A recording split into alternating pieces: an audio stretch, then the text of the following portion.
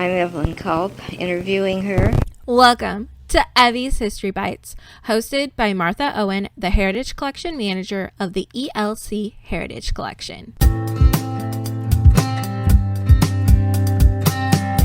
Welcome to another episode of Evie's History Bites. I'm Martha, your host, and I have another great episode for you this month. I have my husband, Eli, back on the podcast, and we're talking about entertainment in Nappanee, specifically talking about the 100-year history of the Nappanee movie theater. So let's dive right on in to our conversation.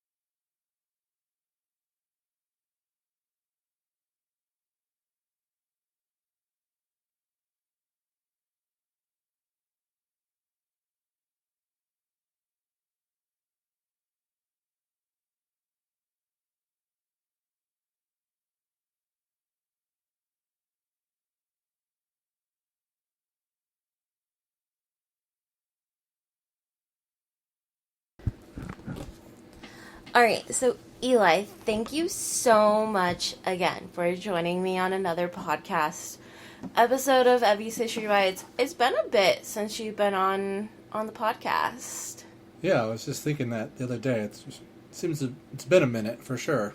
Yeah, I think the last episode was like the weird UFO one. Yeah, that sounds right. Okay, so yeah, it's been a hot minute. So, are you ready to talk about entertainment in Nappanee? I am. Alright, so what's really, really crazy is that the Nappanee Movie Theater celebrated 100 years this month, being in its exact location. Like, how crazy is that? That a little town movie theater has been going for 100 years. It is pretty interesting, especially with how some theaters just don't last. Mm-hmm. And then a town the size of Nappanee, and it's made it 100. Yeah. It's like, bravo. Yeah. Very, very much so. So, we, go back. We're going to go back to the 1800s for a little bit. We're going to work our way up to the history of the movie theater. Does that sound good? Sounds good. All right. So, we're first going to talk about Hartman Hall. It was known as both Staley Hall and Hartman Hall. So, opened in December of 1881 as Staley Hall, and the hall, so for those who don't know what the Hartman Brothers building is, it is located on South Main Street. It's a big 2-story building. So the hall was located along the west wall of the Hartman Brothers building upstairs. So there would have been offices in front of it towards the street. So the hall was filled with removable chairs or benches, and there were at least 2 large heating stoves.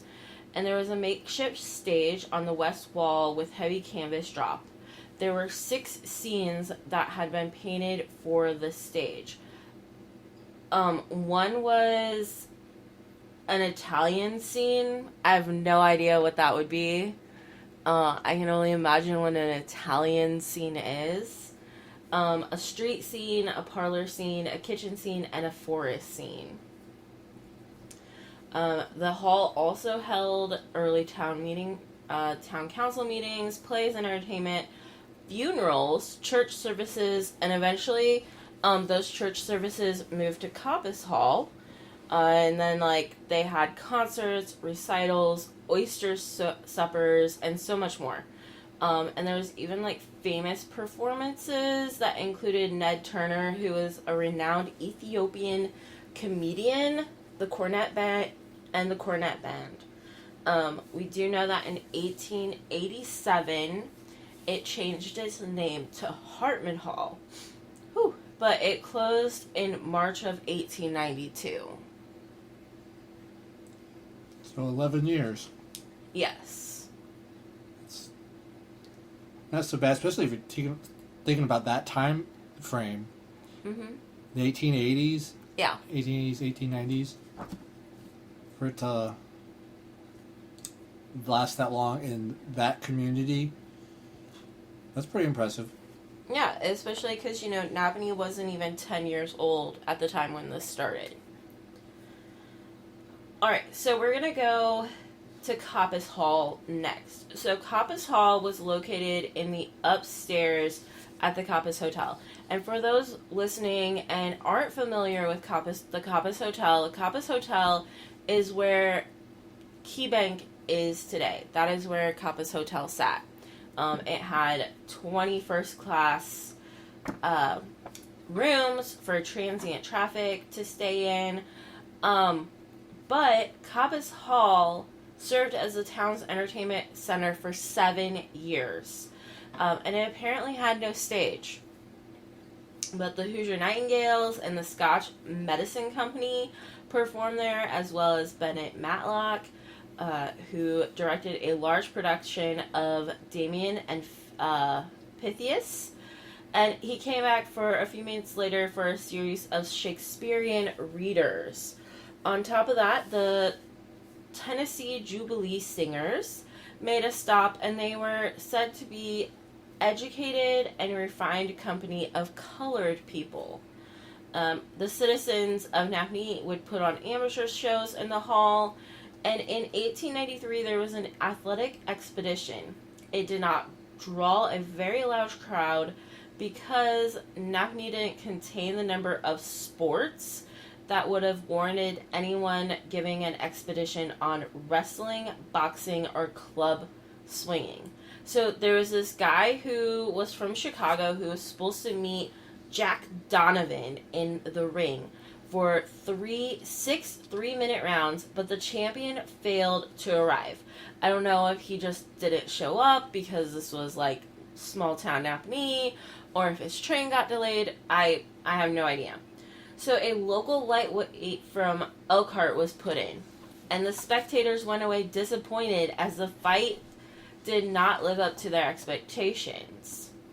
We do know that people would pay, when there was a play or a program, that the cost was 25 cents and 35 cents for reserved seating. The Union Sunday School and the Episcopal Church moved in for Sunday services, and with the opening of the auditorium in 1899, Coppice Hall closed its doors. The Coppice Hotel grew under new management, and so they decided to increase the accommodations. So Coppice Hall was converted into 7 additional sleeping rooms. I find it interesting how quickly they went from the Hartman Hall to the Coppice Hall. Uh-huh. They didn't waste any time just getting a new place. Yeah, that's true. And there's probably, there's other halls as well that was going on. In Neighbors Mercantile Building, so in the Bechtel Building, there was a meeting room for the Masonic Temple up there. I think the Knights of Pythias they had a meeting place somewhere. I think in the Dietrich block as well there was a hall, but in research those really don't come up.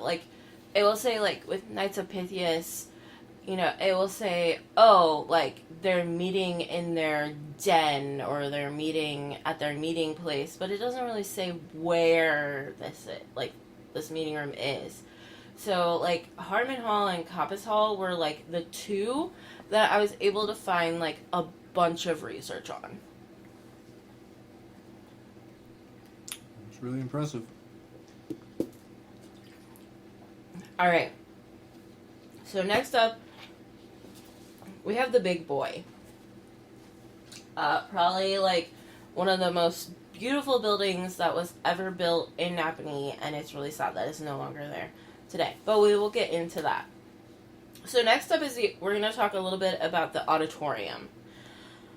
So in 1895, the Nappanee News published an article asking why not have an opera house. The newspaper also took that question to the street and asked many businessmen their opinions. In 1898, the News discussed how they had been asking for a town hall, opera house, or just an opera hall for 5 to 6 years. So you can imagine, like, Coppice Hall was in business during this time that they're like, oh, we need an opera hall. In that same year, they also did an investigation, and they learned that a gentleman had plans to purchase a lot. The reporter knew this man's identity and the future building location, but would not reveal this information in 1899. But there was another push to build a town hall. Harvey Coppice, Bernie Uline, and Chas Sweeney solicited $5,000 to secure funding for this building.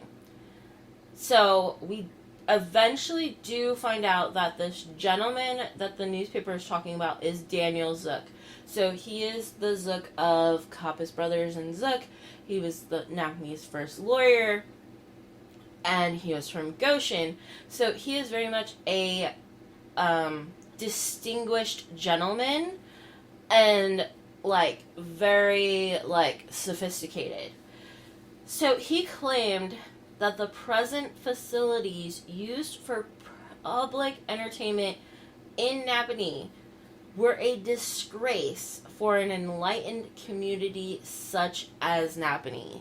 So, like, he basically was like, Coppice Hall is a dud. We need something better.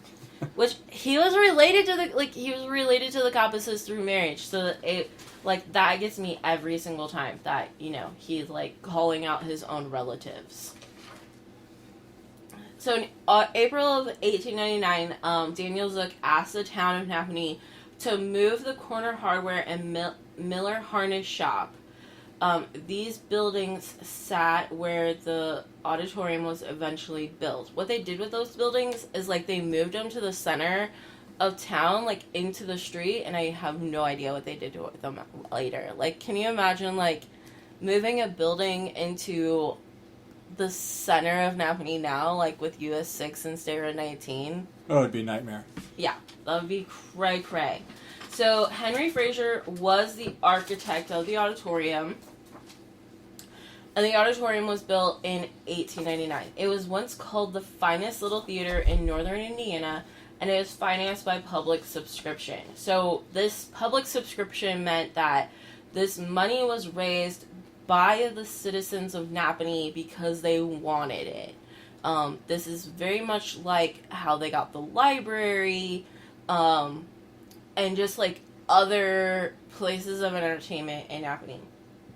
So they formed the Auditorium Association, and it was formed for the purpose of creating, maintaining, and operating a suitable building for public meetings.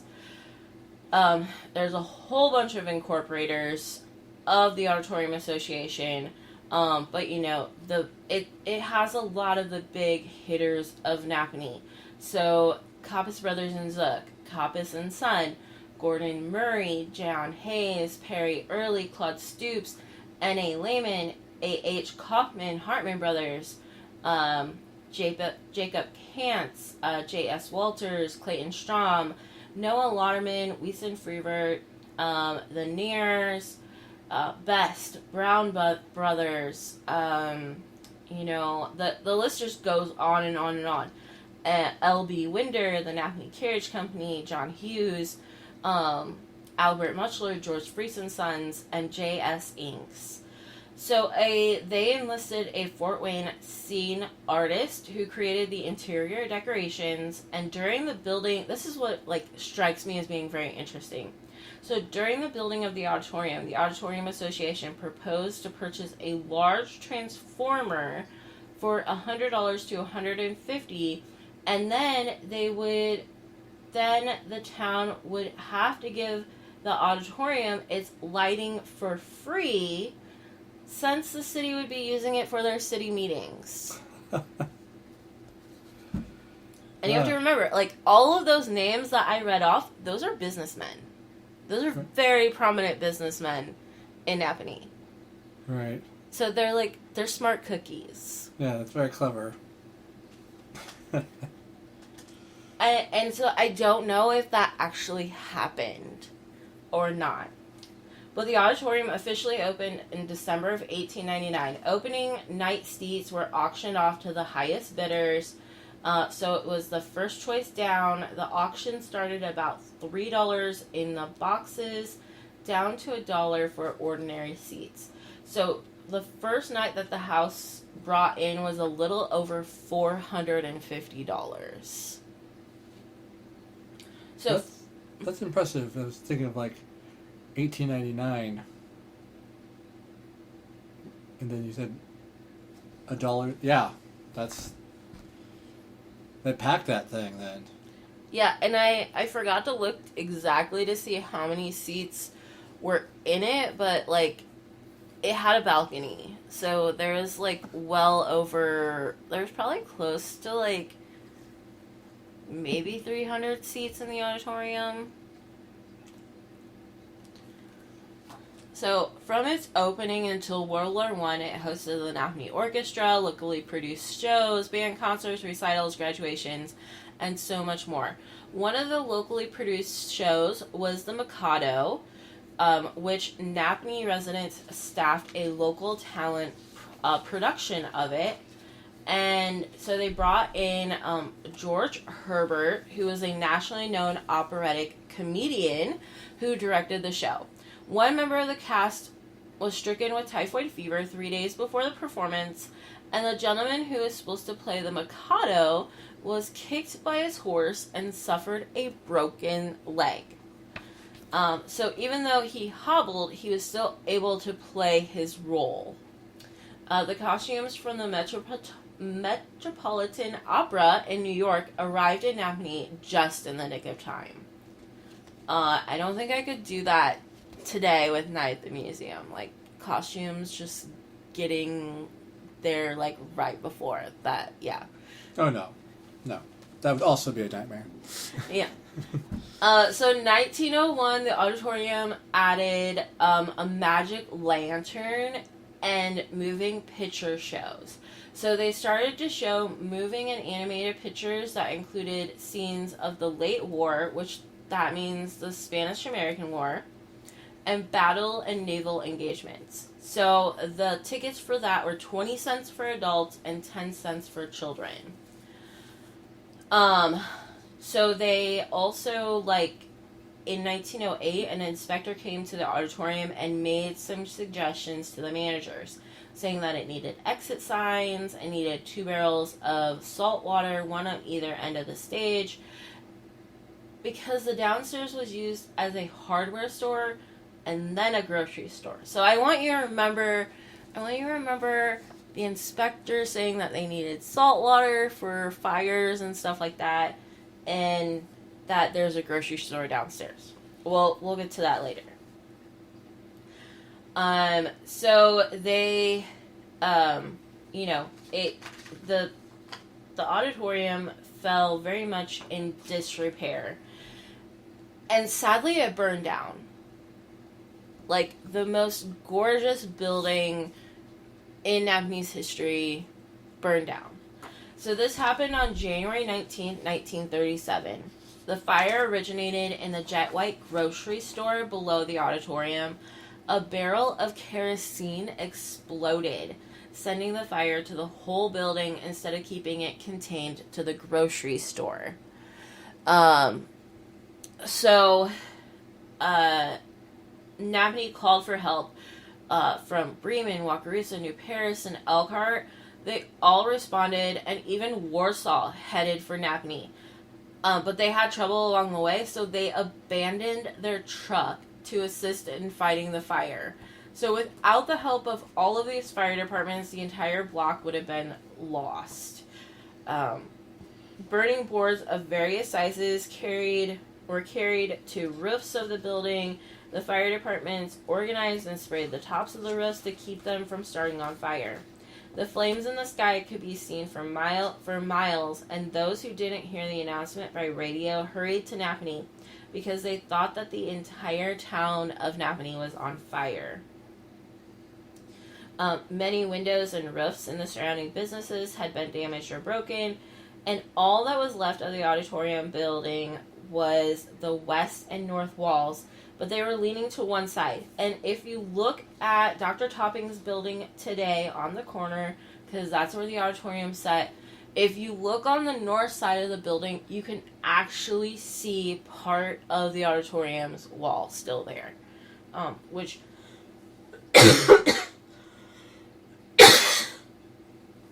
that's really, really cool. But a funny story. So this is called Evie's History Bites, and our founder, so the founder of the Heritage Collection, Evelyn Culp, her and her husband Fred were on their honeymoon at this time. Fred was a fireman, and he missed the biggest fire in Nappanee history. And it is joked that he never forgave Evelyn for missing it. And, like, everybody on the fire department knows this because anytime that I talk about the auditorium, whether it be, on our Taste of Nappanee walking tour,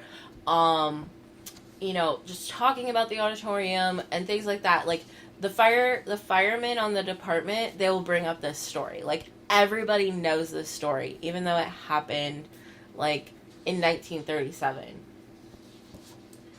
So after the auditorium burned down, there was a question of ownership. Bessie Huffman made a claim to ownership and was found that the Auditorium Association only had ownership on the second floor, whereas Bessie owned the first floor. So it was determined that the association could build a second floor on top whatever replaced the building if allowed. They decided not to rebuild. They took their $1,500 in insurance money, which is roughly between like $30,000 to $50,000 with today's inflation, and they gave it to the school. Because if you remember, there were so many stakeholders who gave money in the beginning that they wouldn't have received that much as stakeholders. Right. Yeah. That list is long. Like, so, like, imagine you were, like, doing what?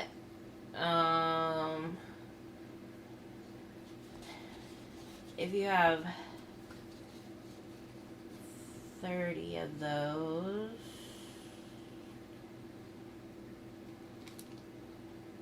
you get like $50 a person. If there's like 30. Math is not my strong suit here. I'm pretty sure that that's right, because, yeah. So, like, yeah. So if there's 30 stakeholders, they would have only received $50 each. I still would have taken it. But, like, to some of those men, that was just, like, pocket change. Sure. Alright, so we're getting closer to talking about the movie theater. But we have one more thing to talk about. And that's the theatorium. So, even though the auditorium was showing moving pictures in the early 1900s, Nappanee's first Nickelodeon or Pioneer movie house opened sometime before 1909. There's really nothing further known about this. The first recorded movie house, the Theatorium, opened on West Market Street. The best that I can gauge of where the Theatorium was located was like by Leadership Park. On March 6th, which March 6th is the best day, in 1909. Haha. It is the very best day. So we do know that the Nappanee Amusement Company was behind this venture, and the only thing that we know about the amusement company is that they provided the public with excellent, clean, and wholesome entertainment. It was also it was a doubtful proposition to expect the town to support two theaters, so as long as one was taking care of the public in a satisfactory manner, the business was overdone in most places. So, that statement is kind of like, is about that there was the Theatorium at the same time as the auditorium. And so it's like, which one is going to be able to sustain actually surviving in Nappanee? So the Nappanee Amusement Company worked long and diligently before the business was on a paying basis. So when you think of the Nappanee Amusement Company, which there's not a lot known about them, besides the fact that they brought in the Theatorium, or that they started the Theatorium, and when I found them, I thought that the amusement company, like, I was thinking like circuses, rides, things like that. That's kind of what I was thinking too. Just the name is, like almost amusement park-ish. Yeah. Can you imagine Nappanee with an amusement park? That would be amazing. It would be interesting. Get on that, Nappanee. Yeah. So, movies and shows were shown nightly, but on Sunday there was 2 shows. Admission was 10 cents. It had a small stage with wings, curtains, and a street scene. So, Vaudeville, with movies every night but Sunday, started in December of 1910. The Balfours was a company of 6 vaudeville artists in their line of singing and dancing that would come to the Theatorium. So, vaudeville was a theatrical genre of a variety of entertainment. So, you had singers, musicians, dancers, comedians, trained animals, magicians, ventriloquists, strongmen, female and male impersonators, acrobats, illustrated songs, jugglers, one-act plays or scenes from plays, athletes, and lecturing celebrities. So that's a vaudeville. So it could be anything of that. It was just entertainment. So the Buffalo Bill and the Pawnee Bill Show was a film that was shown at the Theatorium. It celebrated Native American scout making as a farewell trip. The Theatorium closed about 1915, but it wasn't closed for very long. It was reopened as the Crystal Theater on October 11th, 1916, with movies that were shown about every night but Sunday. We do know that the Crystal Theater closed in 1923 and reopened that same year as the Bodice Theater, but I don't really know much about that theater. Interesting. So it seems like it's just changing names? Yeah. Changing ownership? It was basically just changing names. So I don't know if it was like, you know how when I had you on the podcast and we were talking about the Nappanee Canning Company, and like that, the Nappanee Canning Company was insolvent, so they tried to sell it, but they couldn't. So then they reincorporated under a different name. So, like, I don't know if that's what was happening with the Theatorium, and so it was opening up under different names, or what was exactly going on. I'm going to speculate. Lots of speculation. Yeah, that's what this is. I mean, there's a lot of great research here. Whoever researches this stuff is really, really great person. Yeah, they should. I'll just stop. Haha, very funny. So in 1921, the Jefferson Realty Company of Goshen purchased a lot on South Main Street. So 2 lots south of Hartman Brothers. So this would be like, this would either be near in the area of Depot Plaza today, or it would be the parking lot. If you think about that. So Oscar Hansen, who owned the Jefferson Theater in Goshen, planned to erect a modern theater for Nappanee. The playhouse was going to be used for both movies and road companies and would be leased for local theatricals and as a public auditorium. As far as we know, this never happened. Like, it kind of was like dead in the water. But here comes the Ferry Theater. It opened on August 9th, 1926. So one could ask, like, why wasn't it called the Nappanee Movie Theater or the Nappanee Theater, like, right off the bat, like it is called today and known today? But early movie theaters were often called Ferry or Fairyland as an aspiring marketing tool to invoke escapism, magic, and whimsical fantasy during the early 20th century rise of moving pictures. I kind of like that, to be honest with you. That makes sense. Because film, at this point, was still fairly new. Yes. And maybe even odd to some people. Like, we're used to it now. But, yeah, I like that. The whimsicalness of it. Very, yeah. So, they started work on the building on North Main Street in April of 1926. This building was done by Mr. Ed Whistler.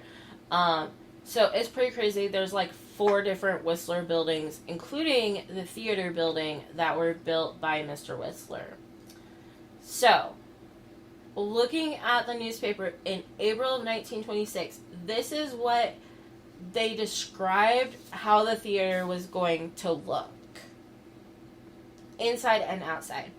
So the original plan was for the theater to be brick veneer, 1-story high with 19-foot ceilings. The main floor was supposed to have seating for 350, while the balcony on the east end of the building would seat 75.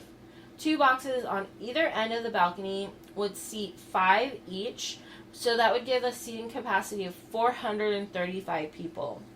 The lobby was to be patterned after movie theaters of the time, and the floor would have been tiled, and the stairways would lead from the lobby to the balcony on either side, as well as to the basement, where there would be restrooms for both the ladies and gentlemen, and brass railings would be used in the lobby as well as on the stairways, and the canopy would be built over the sidewalk. So when I talked to the current owners, Bob and Shirley, about this, they were flabbergasted that they were going to originally have 400 seating for 435 people. That is pretty impressive. Like, have you ever been up in the balcony of the movie theater? I can't say that I have, actually. Because, like, sitting 75 people up there is really, really tight. Yeah. Like, super, super tight. Like, it's been a while since I've been in there, but yeah, I can see that now. That would be. So, Are you ready for how it actually panned out to looking like? Hit me. Alright, so when the theater opened later that year, it was a little bit different than first described. It was fireproof construction. There's seating for 400 people, so they lost 35 seats somewhere. The front was one of the latest theater designs for that time period, and it was equipped with a canopy that extended to the edge of the sidewalk. The ticket office was in the lobby, and the stairways led to the basement and the balcony and the bathrooms in the basement. And the balcony sat 42. So it went from seating 75 to 42. More manageable. Yes. That's like that. They lost 33 seats up there. Hopefully my math is right.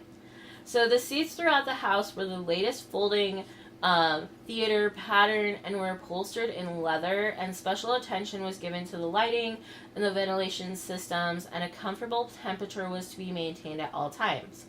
There's dressing rooms for the vaudeville entertainers, and other productions were provided under the stage. Which, I've heard that you've been under the stage. I have? At least I thought I heard that you've been under the stage. If I have, I can't recall that. I don't know what that means, actually. Or maybe that was my brother Eli. I don't know. There's 2 Eli's in our family. So, like, maybe it was you, maybe it was my brother Eli. I don't know. I'll have to fact check that. Yeah, I cannot recall ever being under the stage. Okay, well, you can't get under the stage anymore because they had to, because of, ventilation systems and all that kind of stuff, they actually had to close those. So then a curtain of beautiful design with advertisement of local businesses were around the border and gave the stage a fine appearance. Which, what I think really is cool as well is, Bob and Shirley have kept, I forget how many rows up front, but in the very, very front of the theater, there are still original seats from the theater. And I'm glad they do that. I'm glad they're there. Yes. And the creepy bathrooms are still there. It's really crazy that, those creepy, creepy bathrooms, if you've ever been into the bathrooms in the theater, they're, the creepiest things that you'll ever go into. But those were part of the original design. They weren't added later. That's... Wow. I'm trying to think of, was that normal to have bathrooms added to back in the 1920s? I don't know, but, they were there. Oh. It talked about them being a part of the building plan. Well, that's impressive, too. The fact that was part of the plan. Back then, for sure. Yeah. So, even though Mr. Whistler owned the building and built it, he did not run it. So, Guy Loudermilk moved from Knox to Nappanee and ran the Ferry Theater from 1926 to 1936. And then he sold his interest to Walter Colhorst. So, Colhorst moved from Lima, Ohio to Nappanee after running a movie theater there in Lima, Ohio. Prior to that, he ran a movie theater or a movie house in Kansas, and then it was so that he maintained the same rules and staff as Mr. Loudermilk. They were showing shows at one point 7 days a week, and matinees on Sundays only. And at one point, they considered adding Saturday matinees. Colhorst continued to run the Ferry Theater after he moved back to Lima, Ohio in 1950. He then sold the theater to Howard Pontius 6 months before his death in 1954. The Pontius family kept the two operators, Roman Stutzman and Arnold Hartman, on staff.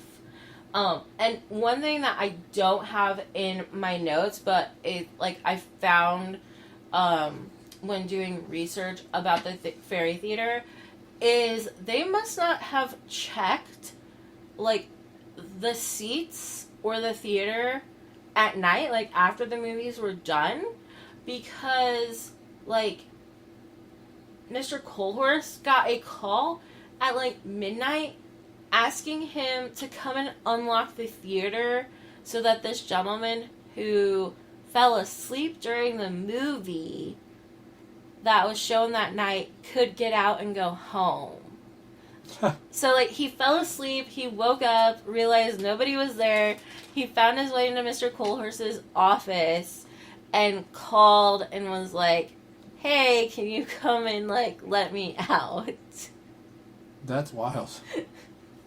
Yeah. They didn't have a cleaning crew back then, I guess, between shows. Yeah. So, Mr. Pontius owned the theater well into the 1970s.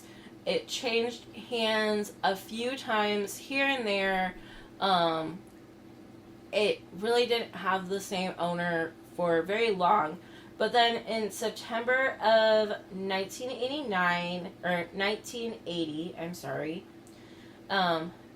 in September of 1980, Bob and Shirley Adams purchased the theater, and they have been the owners since. One of the cool things as well is that there was a video store called Crystal Video that was right beside the movie theater, and they ran that as well. Oh, wow. So, like, I remember going to Crystal, like, I mean, you didn't grow up here, but, like, growing up here, I mean, in Walker, we didn't have a movie theater. We had Village Video where we could go rent movies, but what was really nice about going to Nappanee is, like, you could go to the movie theater at Nappanee Theater, and then you could go, like, rent your movies at Crystal Video. Like, they were side by side, which is really cool. Yeah.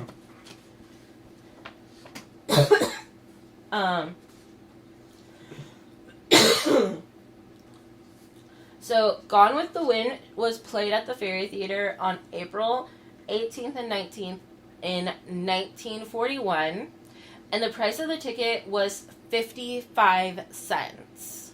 Wow. So the admission at one point was 50 cents for adults to see a movie and 20 cents for children.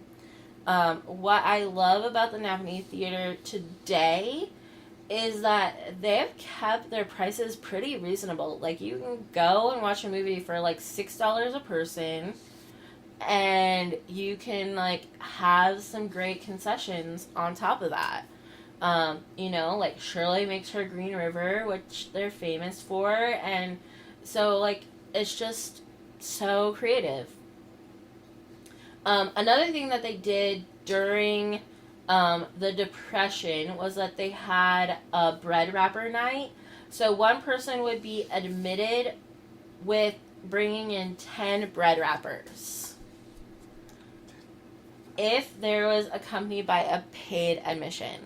So back in the day, they would actually wrap bread in, like, wax paper. So, like, if you would bring those wax paper wrappings back so that they could be recycled, you would get in free in the movies. But it proved to be so popular, and it was abused, so they canceled it. Of course. During World War II, they also had scrap metal drives. So if you brought a certain amount of scrap metal to the theater, you would, you know, get in for free. That makes sense for the time, too. Yeah. So in 2009, the facade of the theater was redone to reflect a 1920s era, which one thing that I do love about the Fairy Theater, the Nappanee Theater, whatever you want to call it, the movie theater, is their facade changed through the years, and there's some pretty crazy stuff that was going on with their facade. I mean, if you look, Bob will show you if you ask him. Fairy theater, like the word fairy is actually like across the front. So like where the ticket booth is today, which is not the original ticket booth, is like the I and the R, or the A and the I or something like that. But like fairy is in the tiling there. And due to the demand for digital and unable to get film on 35 millimeter film anymore, the Nappanee Theater had to switch and convert to digital in 2015-2016. This makes sense because everything's digital now, anyways. It is, but like what's really crazy is if you talk with Bob and Shirley, like sometimes they're asking, like people are at like where they're getting their movies from, they're like asking, like, hey, can you still do 35 millimeter film? And well, I mean, film is still used in the specialty theaters and such. Mm-hmm. You hear about them in various places, but I don't know of any around here. But I think a lot of people are just like, we'll just use digital because it's cheaper. Yeah, that's true. I mean, it's very expensive to convert to, especially the older theaters. Mm-hmm. But it's pretty crazy. And I also, with the Fairy Theater, I also read how sometimes like one of the workers would get on their bike and take the film to like LaPorte or Valparaiso or a local theater and like ask like them if they would switch films. So like they could be showing 3 different films in a week. Wow. I'm trying to picture that. It's so easy now because how to get things, but back then, you can see someone hauling around this big old tub of film.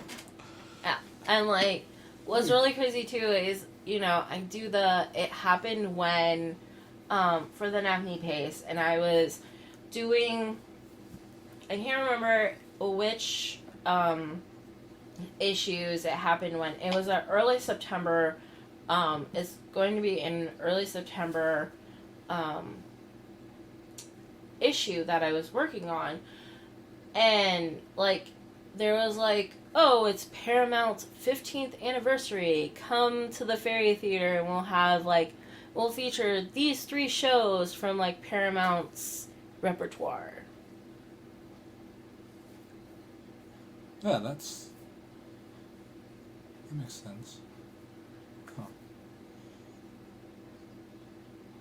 Now, sheesh,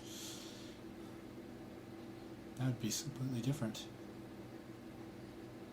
Well, that's either here or there. Yeah, well, like now today there's like everything from licensing to film rights to like streaming. There's streaming out there. Oh, right.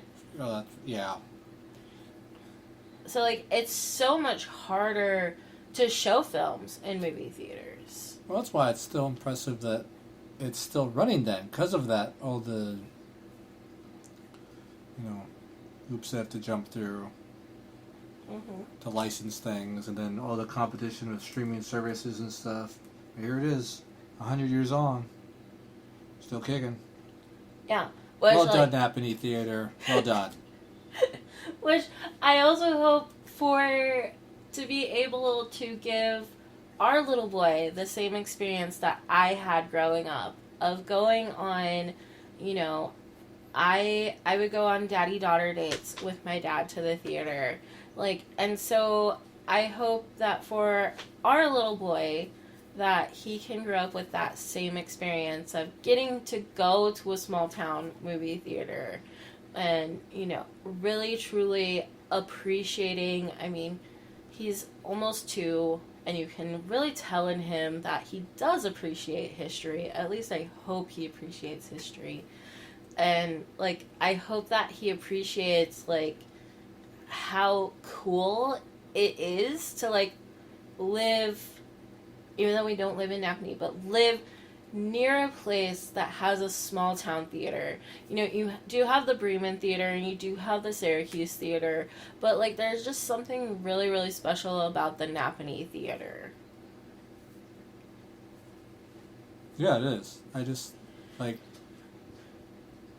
100 years, small town, theater's still going. Mm-hmm. It's special. Yeah. It's very, very special, and, you know, like, I hope that they can just keep it going. Go for 100 more, Nappanee. I believe in you. All right. Well, thank you so much for entertaining another craziness of Nappanee history with me. You're welcome. You want to do it again sometime? Sure, why not? Let's Right. go for 100 ourselves. Oh my goodness.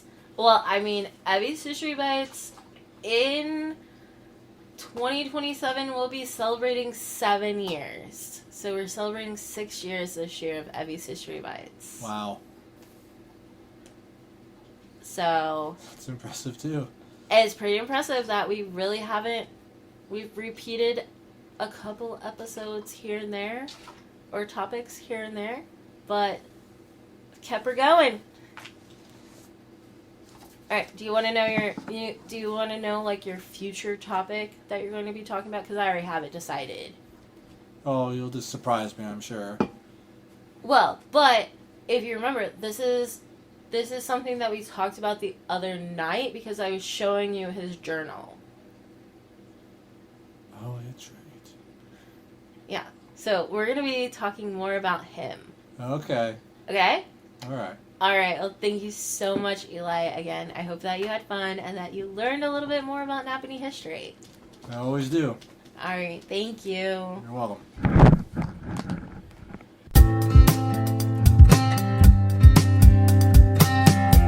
Well, that's all that I have for this episode. A special thank you to Eli for being my guest once again, and I hope that you enjoyed it. Next month, I will be having Logan York on the podcast, and he is the historic preservation officer for the Miami tribe of Oklahoma. So I can't wait for his conversation. But before you go, be sure to subscribe to this podcast, hit like, or leave us a comment.